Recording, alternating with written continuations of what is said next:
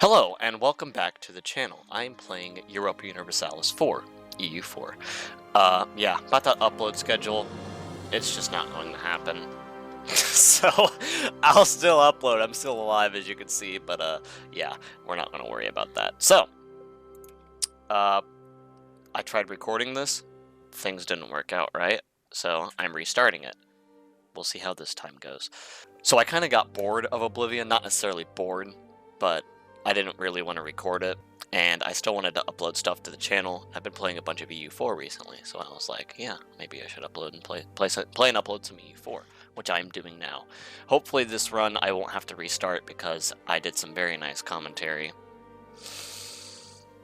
But we'll see. Okay, so I am going to play Poland. Poland is a very nice country to play in my opinion because they have some very nice terrain, which will be very, very helpful for my playstyle. And well, we do have one thing to worry about, which will make this game very interesting.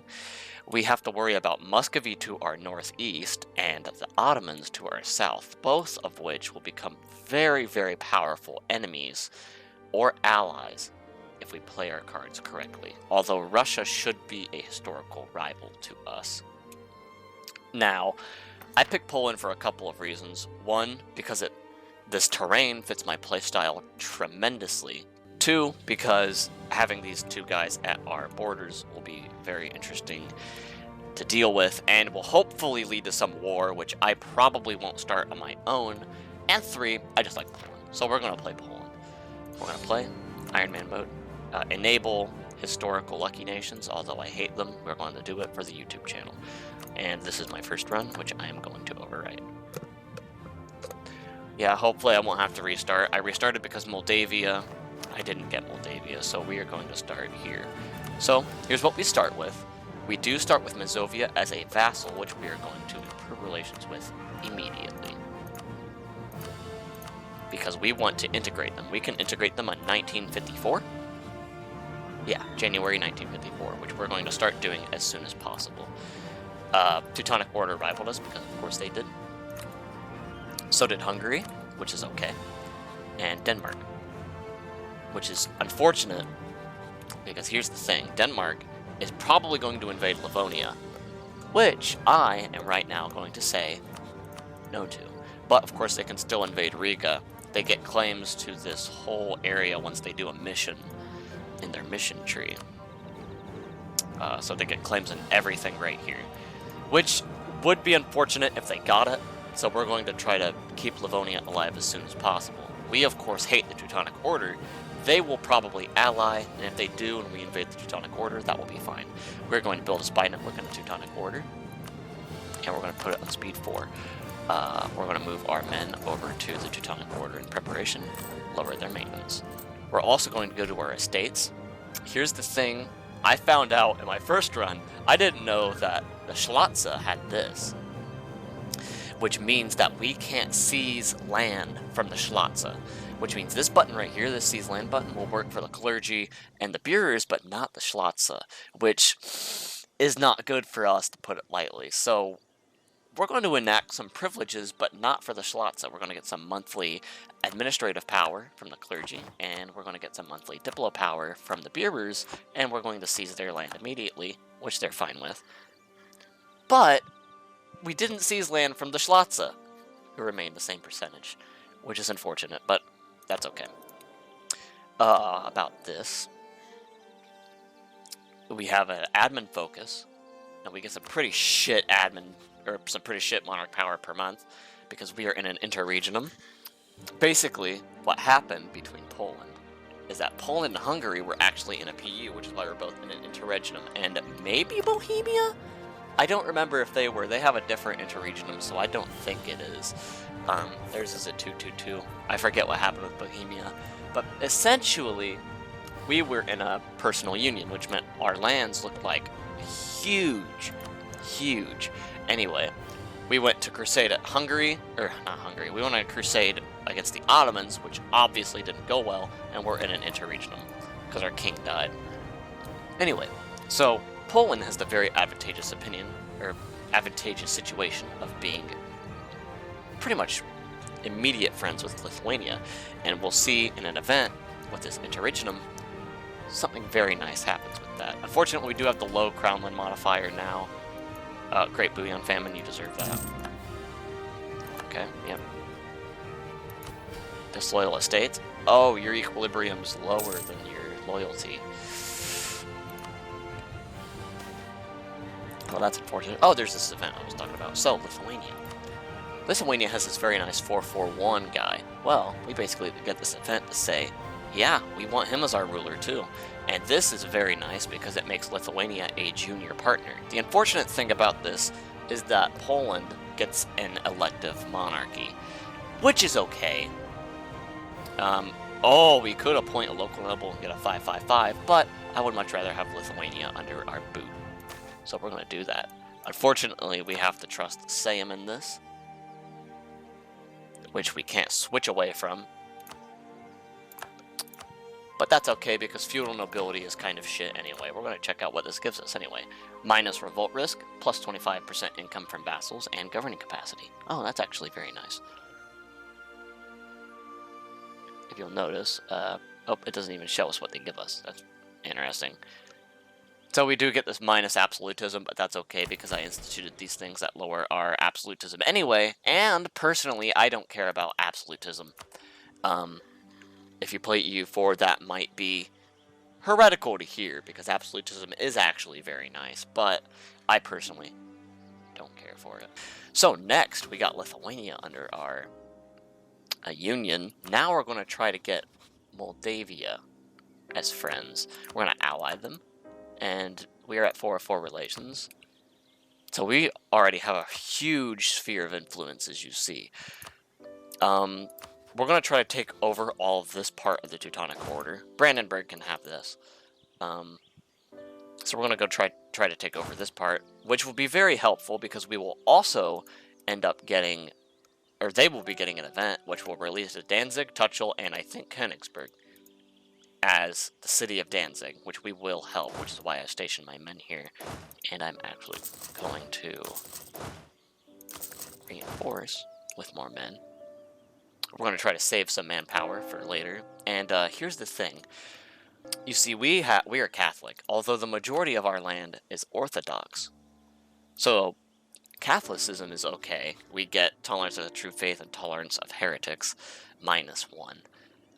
True faith, basically what that does, if you don't know, is that it lowers our revolt risk in the Catholic provinces. So we have this -4.99 to revolt risk because they're Catholic, and we have a tolerance of Catholics of 5.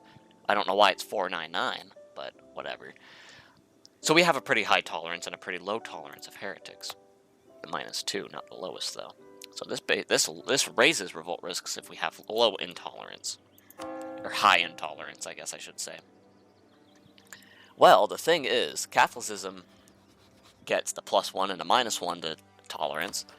Orthodoxy gets the +1 to true faith, which we have, and stability cost modifier, which is, in my opinion, much better than what we get, because we basically just have to convert all of our provinces to not be shit, which is historic.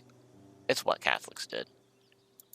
And we also get papacy mechanics, which are very nice. We can accrue papal influence and get a bunch of these very nice things.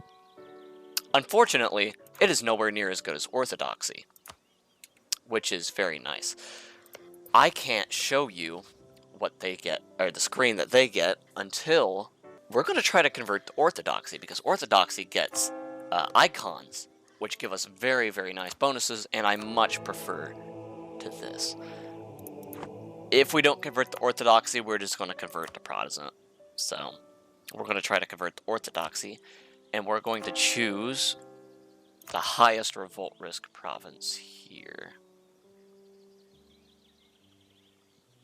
Now the thing is that their rebels right here are separatists. They're all 0.7, so we're just going to put one here. Their rebels are separatists, but once the month ticks over, they're Orthodox zealots now. Now it didn't change. There you go. They're Orthodox zealots. We're going to let these rise up. I think if we let them destroy our nation, which will be bad, I think we convert to Orthodox, which I won. But we're gonna let them rise up and do their thing. I am actually going to cut right here, and I'll tell you if that's true or not. I think that's how it works. We just have to capitulate to the rebels' demands. So, I'm going to do that. I'm going to try to do that. That will be somewhat okay. We will lose a bunch of prestige, which will not be okay, because if we die, which we're very young, so we should have time to do it effectively, but if we have low prestige and we die, we lose our union over Lithuania, which we do not want, because we want Lithuania to not die to Muscovy, which if they're not under us, they will, and if we're weak, they will. Because Russia will undoubtedly, once they destroy Novgorod and they consolidate their power over the hordes, they will look west. They will also look east, but they'll look west most militarily. And the Ottomans, if we are weak, will curb stomp Hungary if they do not get inherited by Austria, which has not happened yet. And won't happen as far as I know. So, hopefully... I say this, it will be better for us if Austria inherits Hungary, because if Austria gets a PU over Hungary, and we ally Austria, which I do want to do, so we're going to send a guy to improve relations in Austria, if they get Hungary and we're allied to them, and we get our trust high enough to 100, Austria will never rival us.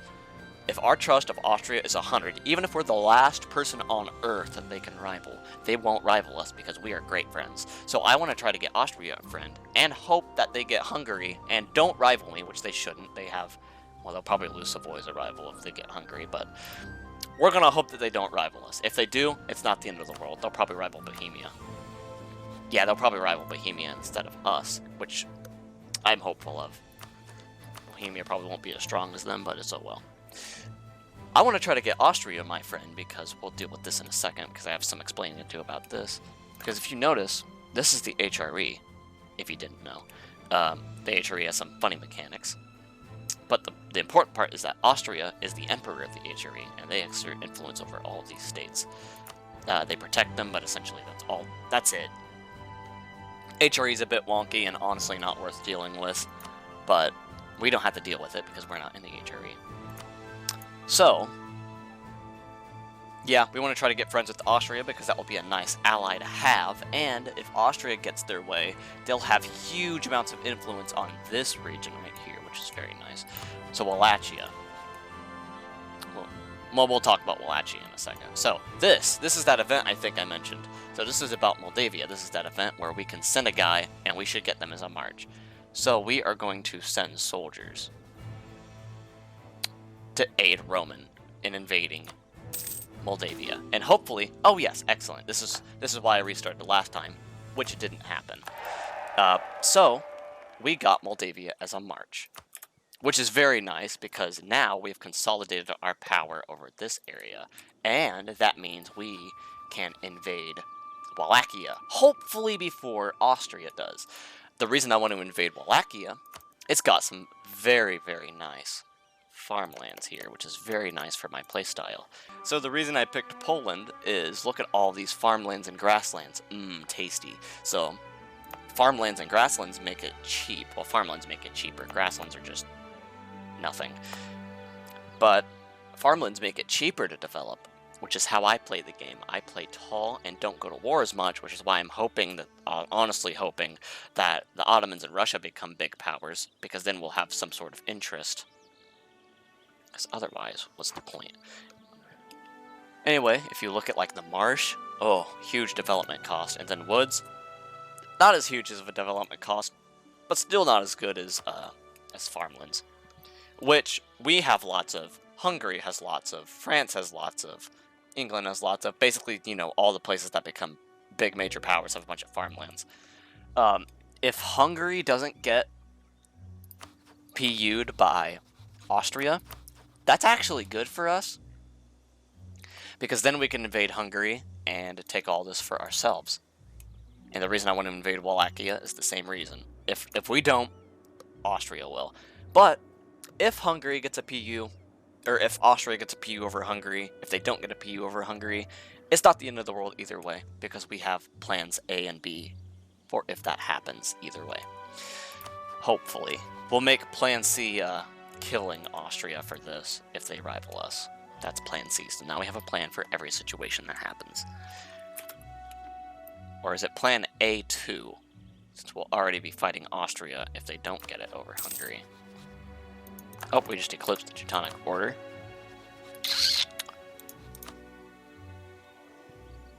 That's okay.